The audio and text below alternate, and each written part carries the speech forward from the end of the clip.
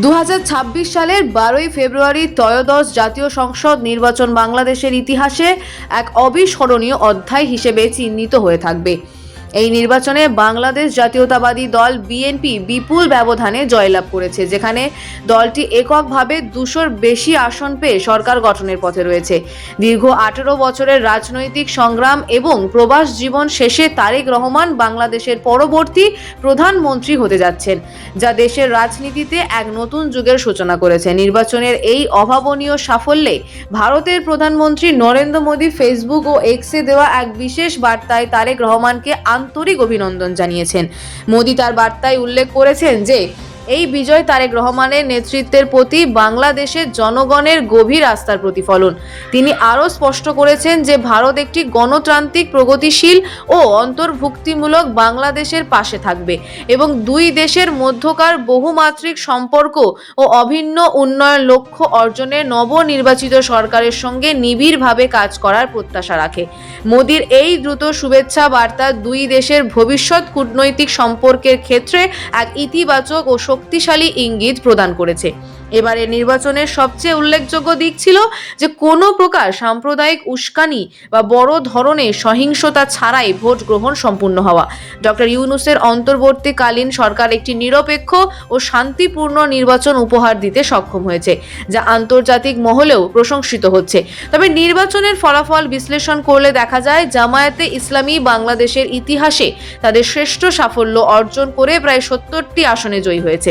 অন্যদিকে জুলাই অভ্যুত্থানের বীর সেনানী ও ছাত্র জনতার প্রতিনিধি হিসেবে এনসিপির ব্যানারে লড়া নাহিদ ইসলাম, হাসনাত আবদুল্লাহ, আক্তার হোসেন ও হান্নান মাসুদ সহ 6 জন প্রার্থী জয়লাভ করেছেন। তবে তরুণ প্রজন্মের অন্যতম প্রিয় মুখ নাসির উদ্দিন পাটোয়ারির পরাজয় অনেককেই ব্যথিত করেছে।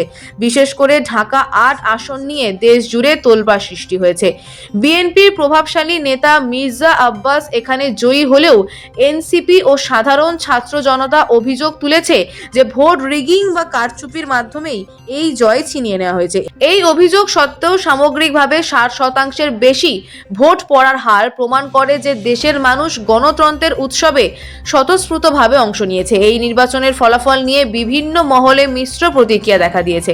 বিশেষ করে কলকাতার বুদ্ধিজীবী মহলের একটি অংশ এই ফলাফলে উষা প্রকাশ করেছে, কারণ বড় ধরনের কোনো সহিংসতা না হওয়ায় তারা আওয়ামী লীগের পক্ষে জনমত গড়ার সুযোগ পাননি। তবে বিশ্লেষক, তথ্যচিত্র নির্মাতা সৌমিত্র দস্তিদারের মতো কেউ কেউ মনে করেন বাংলাদেশের জনগণ তথাকথিত হাসিনাবিহীন বাংলাদেশ তালিবান হয়ে যাবে। এমন ধারণাকে মিথ্যা প্রমাণ করে মৌলবাদকে হেলায় হারিয়েছে। ভারতের সাথে সম্পর্কের ক্ষেত্রেও তারেক রহমানের অবস্থানে পরিবর্তন লক্ষণীয়। তিনি স্পষ্ট করেছেন যে দিল্লি বা পিন্ডি পাকিস্তান নয়, বাংলাদেশ তার নিজের পথেই এগোবে। যদিও সামাজিক যোগাযোগ মাধ্যমে কোনো সমালোচক বিএনপি ও জামায়াতের এই উত্থানকে ক্ষণস্থায়ী এবং ধর্মীয় সংখ্যালঘুদের জন্য উদ্বেগের কারণ হিসেবে দেখছেন।